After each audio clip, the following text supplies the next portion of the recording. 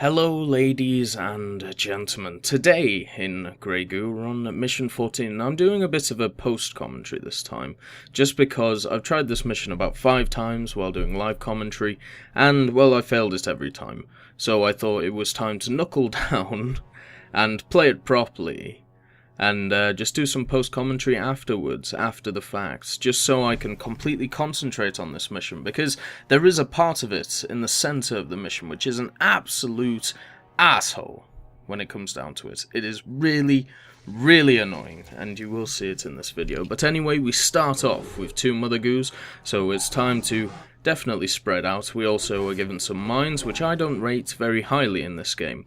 The fact that, you know, they die in one hit, they do leave behind a small protein, but still, they're just not great.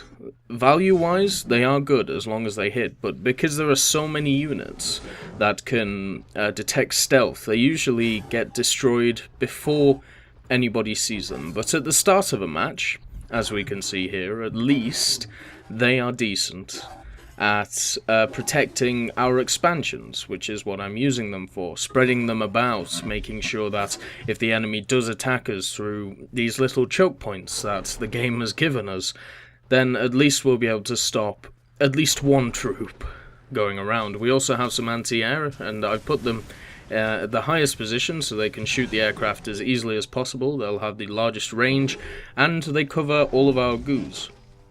So at the start, all I'm looking to do is to basically, with the larger goos, create more mother goos so we can cover all of the points. Around us at this moment in time, there are 4 areas that we can gather resources. So that basically means that we should have at least 4 mother goos.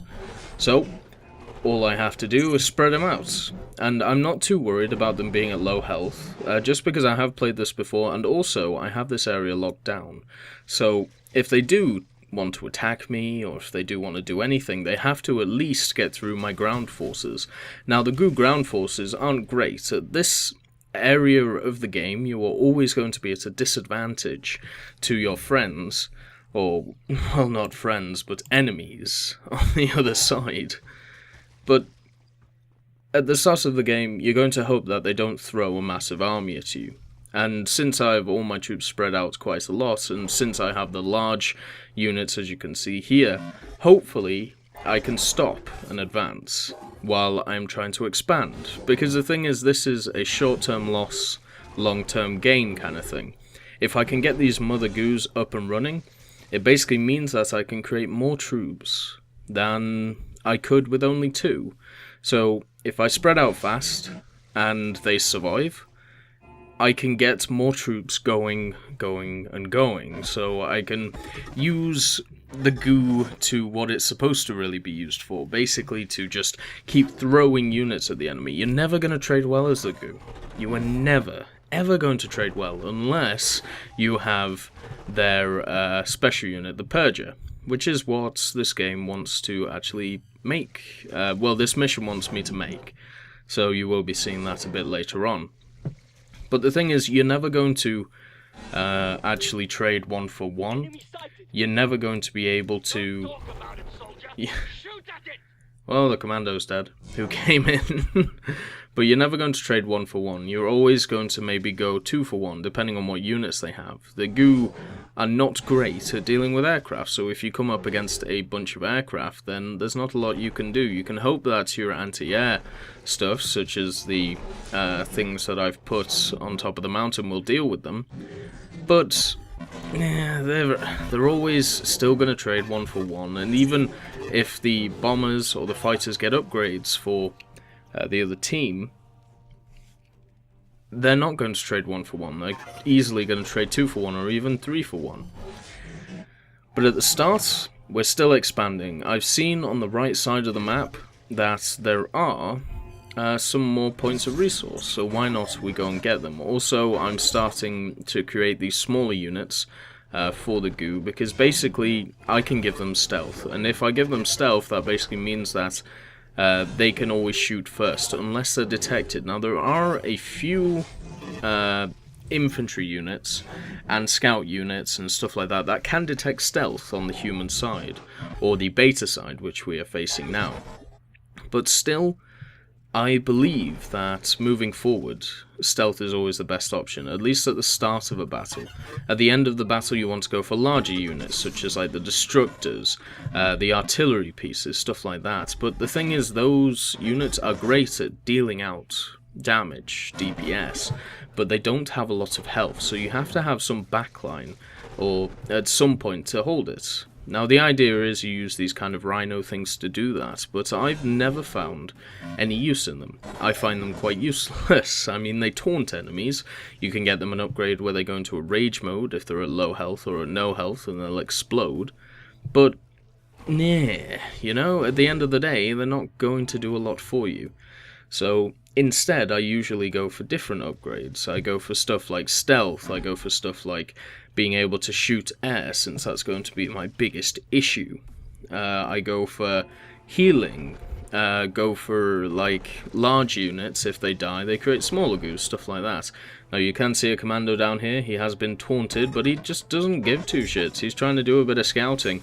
And look, one commando has taken out my mine.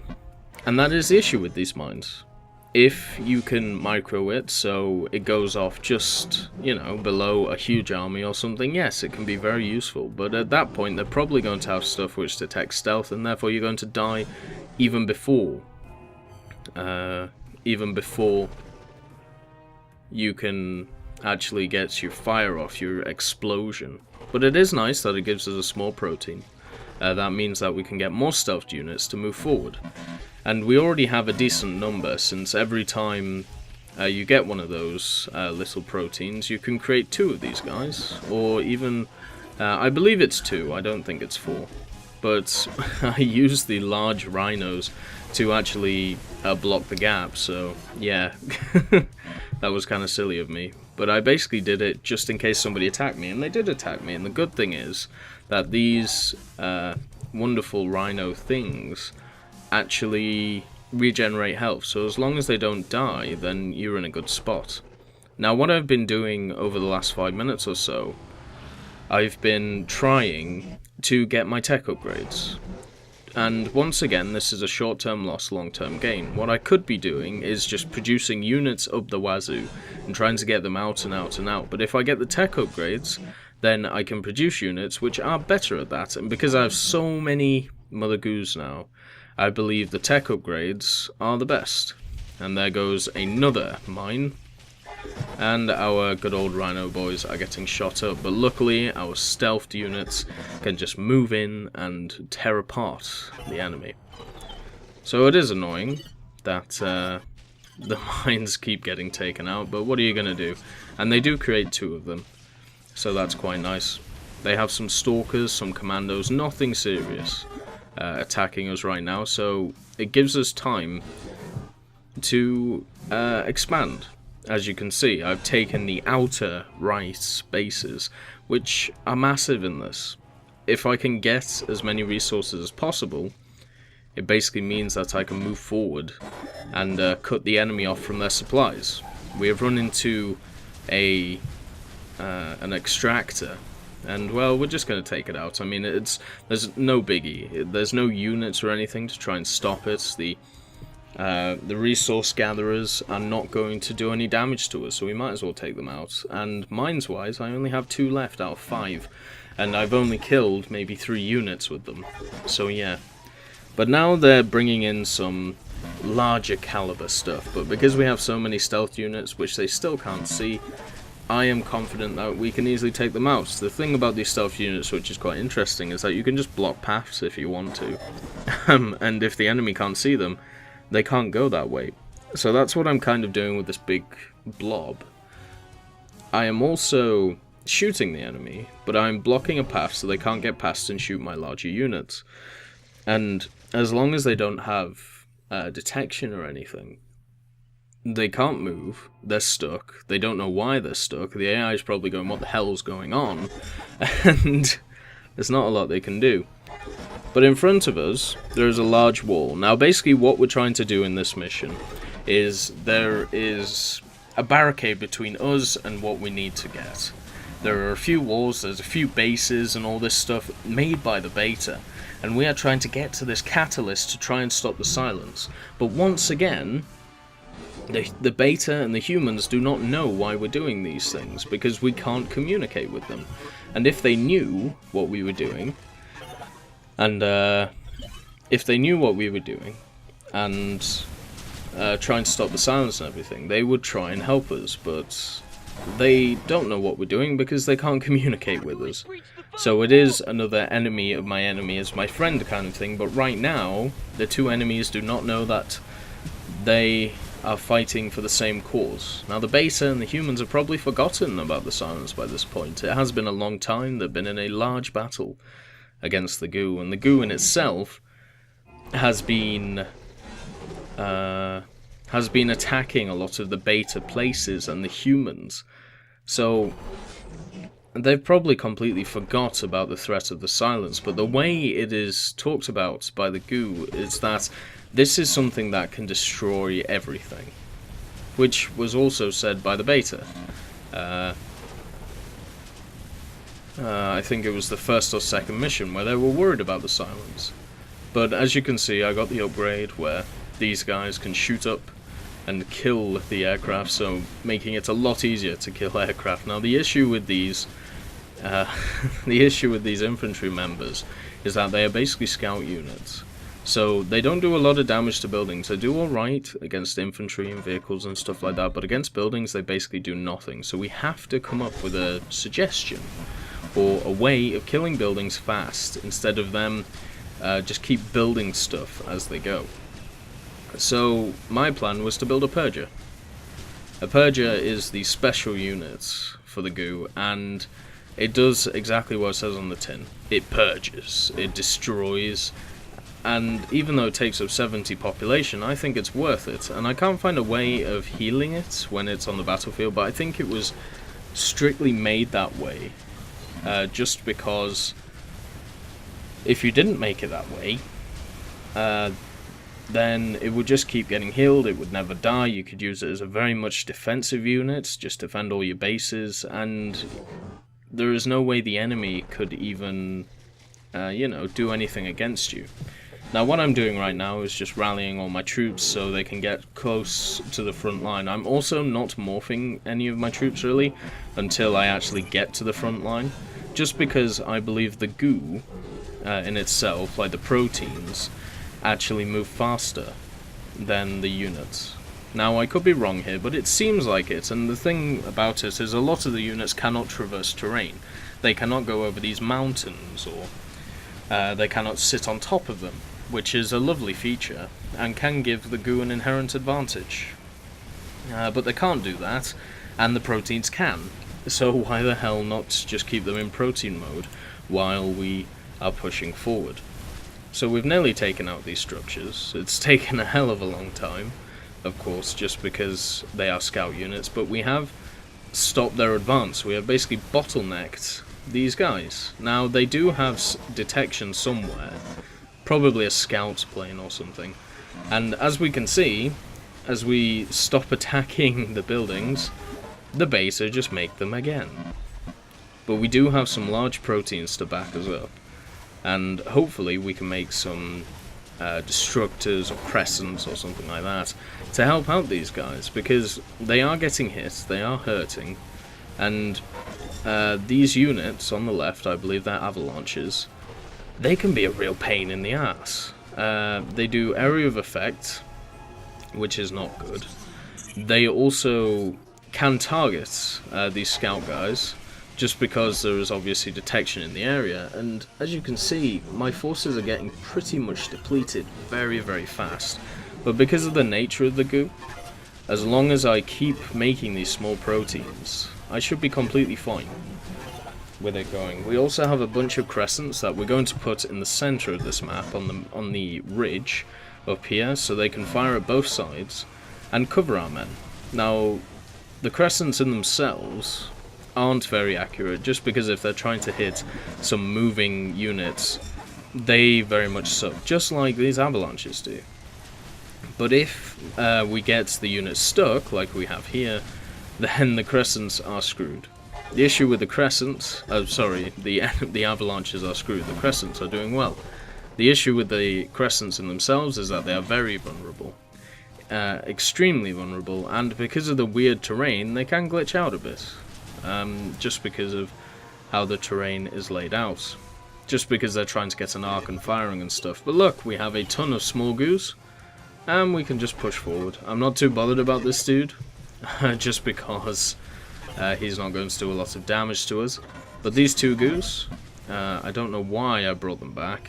Ah, yes, I'm making them into anti-air so I can put on these hills, so I can cover the crescents. The anti-air is obviously better at taking out aircraft than our scout units, just because they're designed for that. You can get an upgrade for them, which makes them into an artillery piece, but their range is so small. It's basically the size of a destructor's range, maybe even less. So as an artillery unit, they're kind of useless, and I believe there are better tech options to go for in that scenario if you're taking it. I mean, I can see if it's useful, but it all depends on if the enemy is on the back foot, and right now, I am kind of on the back foot. I am trying to push in here, but the enemy has overwhelming numbers. If they threw everything they had at me right now, I'm gonna struggle. But because they're trying to defend, they're trying to stay, they're trying to not stay away, but they're trying to, you know, survive, basically. And there's the scout plane that made them see us, but for some reason they can still see us. There's probably another one. Calculated odds of success increased by 40%. And there's the Purger, the wonderful Purger. We are also moving forward some more Mother Goos just to take these points.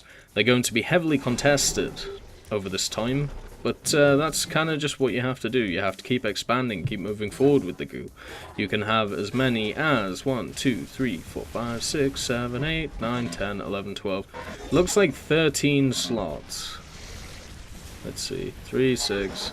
Oh no, you can have 12 Mother Goos, just because at the bottom, as you can see, there are 12 slots for Mother Goos, and you can't go past that.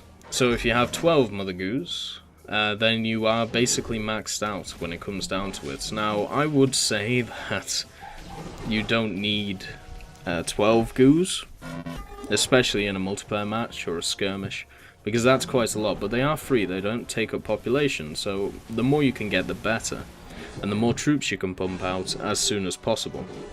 So once again, moving up the rally points, just so it's just easier for me to reinforce our forces as they come in. Make a lot more small proteins, because now we have that large unit. We have the Purger, which can take out basically anything at once. If we can just protect it with these smaller units, then marching forward should be an easy thing to do. And even over here, I don't know what these guys are doing, but they decided to go all gung-ho and kill these guys. And also, with the crescents in the background, they can help us out. But there's the Purger. Welcome to the party, brothers. We're going to absolutely destroy you. Now, the Purger does area of effect damage. It doesn't just attack one area. It is very much like the Hand of Rook. Apart from you can't put stuff on top of it. It's terrible, I would say, at taking out single infantry units, where the Hand of Rook can be okay at it because you can add stuff like Guardians on top of it, which can protect it. Whereas this machine, it is great at killing structures and large armies, but if the enemy is throwing like a few troops at you at a time like it is in this mission, then it's not going to do too well against them. So what you have to do is basically just use it to take out buildings and stuff like that, and any other super units that you may be able to see. So the Purger is doing what it does best, if it would shoot the right targets. As you can see, it just targeted everything on one unit, and basically wasted a shot. But here's the AA at the top, covering us, and still, even with these aircraft, even with these 6 guys all shooting on one aircraft, it can still get shots off, it can still do damage, and all this stuff. The avalanches definitely can't get through. What I would suggest the AI do right now is build Predators, and get one scout plane, and predators. Move the predators to, or around the base, sorry. Move them to try and kill all my scout planes. Try and swing around the scout plane so it goes over my scouts, so you can easily kill them all, and then just move in to kill the Purger with aircraft, because the Purger cannot shoot up. It cannot kill aircraft, which is a real issue with this. Now, I know this is a bit of a waste of the Purger's power, but I do want to kill it just to make sure that it doesn't shoot anything, or I forget about it later on. But now it would be time to kill the buildings. But oh, he's dead. That's a shame. But unfortunately, I kind of forgot. Because I put it on attack move instead of kill the buildings. So instead, of course, it prioritizes the infantry. So we're using the Purger on that side as kind of a defensive weapon for anything that comes through. And as long as the enemy just keeps throwing like one troop at me at once, that Purger will never attack those buildings, and it'll just hit the infantry and the vehicles coming at it. Now, unfortunately, we did lose that Mother Goo at the front of our battle lines, which is to be expected. I mean, you're not going to win every battle when it comes down to it, but the Purger is doing what it does best, killing everything. Targeting the small hubs is a good idea, but because of the Purger's area of effect, whatever you target in that small area, it's going to attack everything else. But the thing is, it seems like the AI in this mission, it replaces the small hubs very, very fast. So it's better to attack the extremities of the hub, the factories, the air hangars and everything like that, even the attachments instead of that. But we do have our large friends coming in, getting a few more crescents to move into an artillery mode. The AA vehicles, or the AA infantry, I should say, of the Goo are doing very well at the top there. While this dude is, well, he's destroyed everything in this area. And as you can see, it hits the small and the other, it hits the like southern and northern hub at the same time, showing its area of effect. And goodbye, good night, good riddance. As you can see, the Purger really pushes up, and the fact that those scout units don't do anything to buildings is magnified in this area, because I want to take out their headquarters so they stop attacking me from the place. But you can see they do not do a lot at all to kill it. And since we've breached the first line of defense, which is where our mines are now, we are now working on the second line of defense. And that means it's time for more crescents to use as an artillery piece, pushing them over to kill buildings, trying to take down these walls so we can push forward. Because we've only really attacked the outer ring of this base. As you can see, like, over half the map is still in black. It's taken 23 minutes just to get to this point, and that's mainly down to myself. I wanted all of my goos, you know, my mother goose, to be full strength, just in case anything bad happened, so we could reinforce the army if we got into a bad state.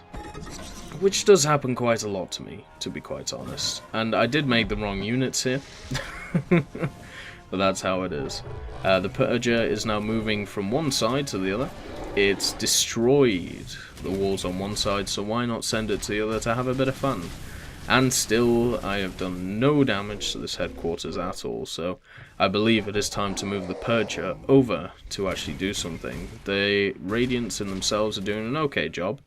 Nothing is spawning, or whenever it does spawn, it just dies straight away. But we're kind of in a lull right now. We are sieging. We're trying to destroy as much as we can before we move on. We want to kill everything, just because if we don't, we could get stabbed in the back, and there goes another plane. Now, since there are mountains and stuff like that all around the map, I want to use that to my advantage. I want to get stuff at high ground. What I should be doing with these crescents is spreading them out in the valleys, on the mountains, so they can get some very nice arcing shots off, but it's not the end of the world if I don't. So we push the Purger forward by itself, since it is good enough to protect itself. We have units coming in, but they don't have they can't really see what's going on, so they kind of turn around and just run away. All they can really see right now is his headquarters, which is dying. Now with this Purger, I can just move forward. The Purger can traverse terrain, so going over mountains and stuff like that, it can do. So even if it gets into trouble... Get those walls, man. Watch the cliff line. And mobilize the hands of Rook. All of them! So even... Detected two large energy signatures. So even if it wants to escape, it can do that easily.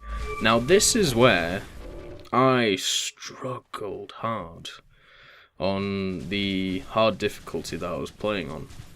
Now, the Hand of Rooks are a ridiculous machine, as shown when I use them in the campaign. They do a hell of a lot of damage, very, very fast, and they have an area of effect shot. Now, the Goo in itself, they tend to clump up a lot, just because it's the most efficient way of fighting, which means that area of effect pretty much screws them up. And there's the first shot. Goodbye, AA. He's right there already. So we have the Crescents firing, we have them attacking this Hand of Rook, which is fully manned, and it is able to see our stealth units. So stealth units are screwed. There goes the next shot. Crescents are dead. And we've hardly done any damage to it. So basically the only thing we really can do is the Purger. The Purger has to help us out here. And we're just making some units just to try and keep them alive, try and keep that right side of the flank sorted. But basically at this point, every time I tried it, I had a Purger, as you can see, and I could make two, but I only made one just because I wanted a ground force.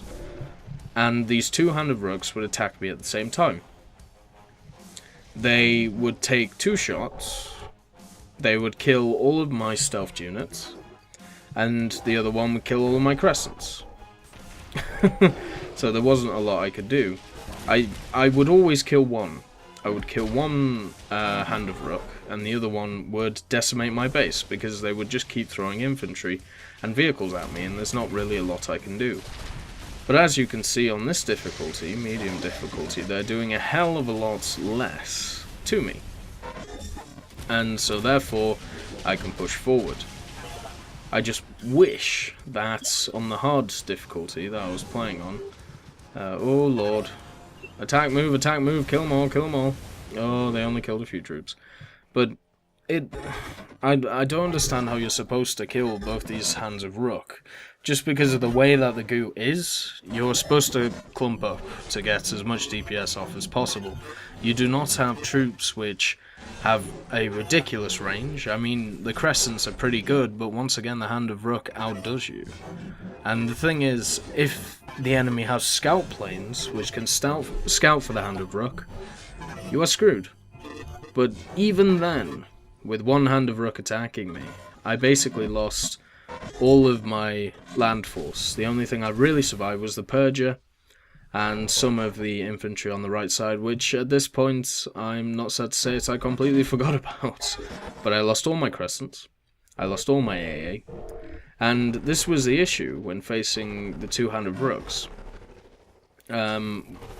With what it would do, which is quite clever on the AI's part, I'm not sure if it meant to do it or not, but it would always target my AA first, my anti-aircraft infantry.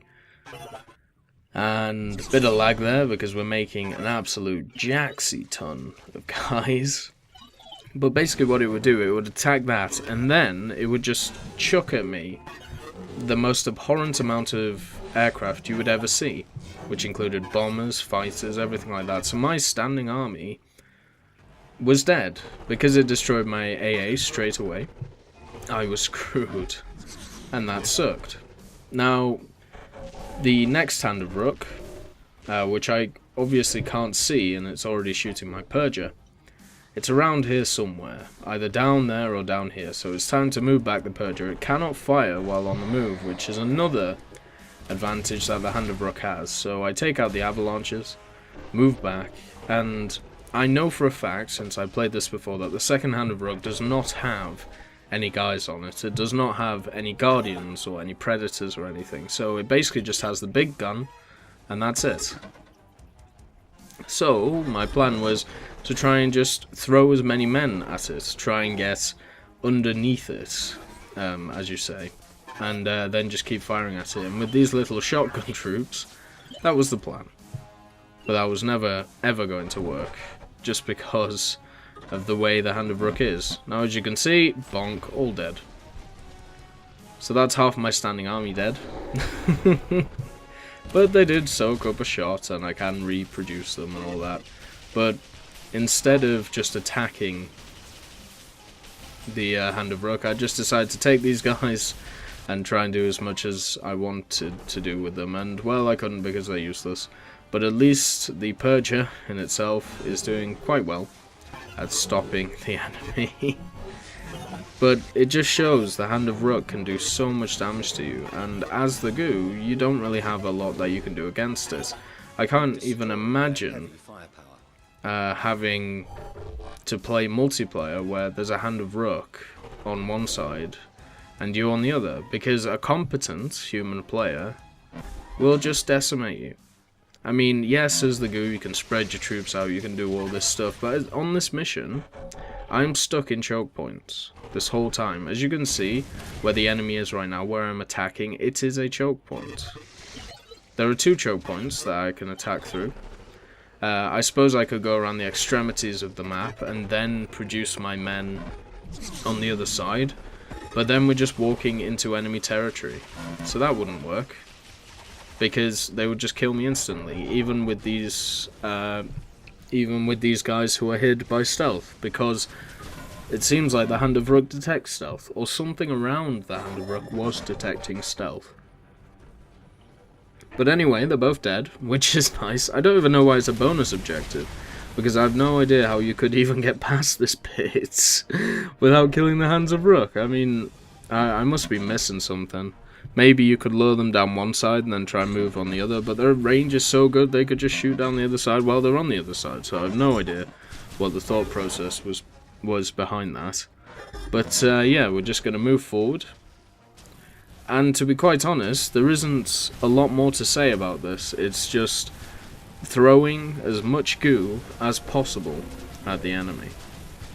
At this point, the Hand of Rook was the hard part of the mission. It was as simple as that. If we killed the Hands of Rook, pushed up our rally points, did all this stuff, then all we had to do is keep producing troops, and, well, we will have won.